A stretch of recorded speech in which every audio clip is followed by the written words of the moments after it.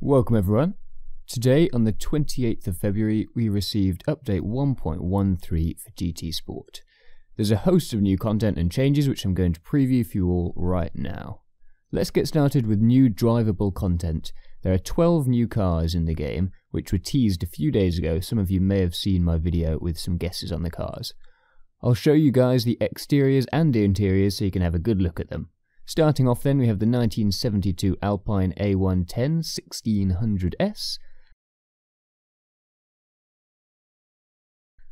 And we also have the new 2017 edition of the A110, which I think looks really nice actually.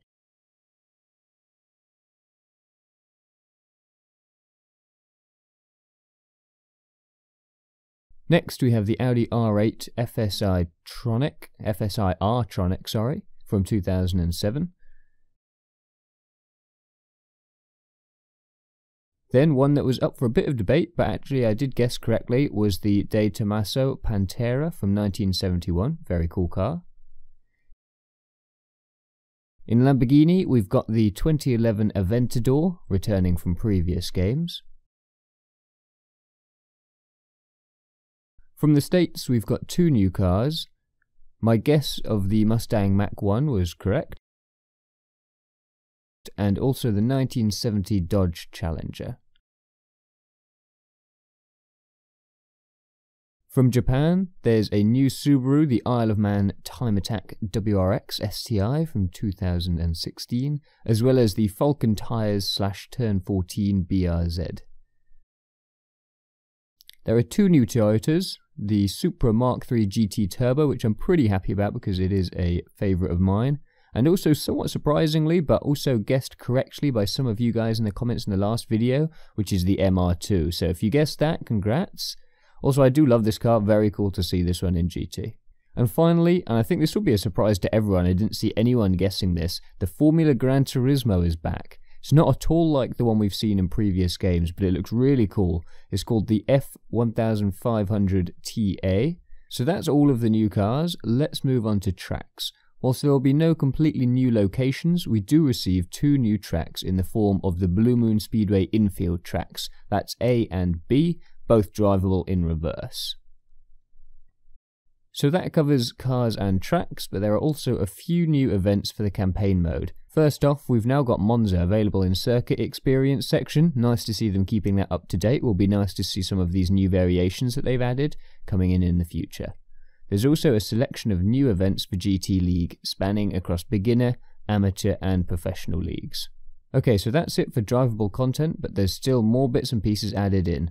First off, we have a new scapes feature, which is the snow, selection of snowy scape spots, as well as a new selection of VW spots added to the VW gallery.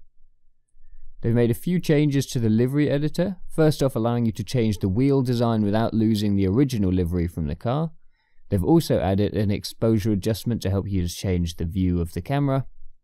And most importantly, and I can't believe it's taken this long, they've added a real black to the list of paint colours. So for those that weren't aware, the blackest black you could get before was just basically a dark grey, and there was a bug for a while that allowed you to get a black, but they patched that out, so great to see that finally actually in the game.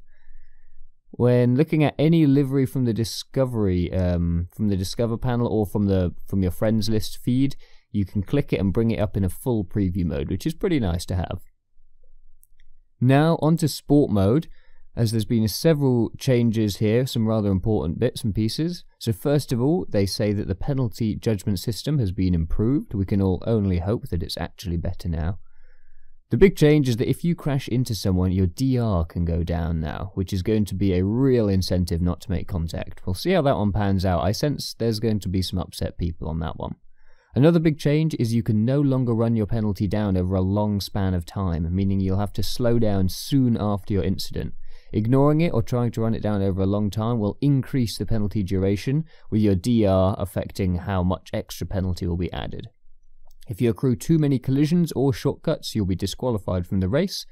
And another great change is that lapped cars will now automatically be ghosted. Cannot stress enough how fantastic that is in now. Finally, you can submit grief reports for other users, although I get the feeling that's actually for players who are like fully trolling and screwing around in the race rather than just for trying to report someone on one small incident, but I'm not sure, I haven't actually seen that yet.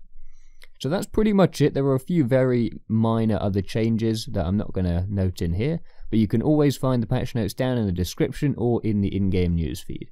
Hope you guys found this video helpful, and I'll see you in the next one.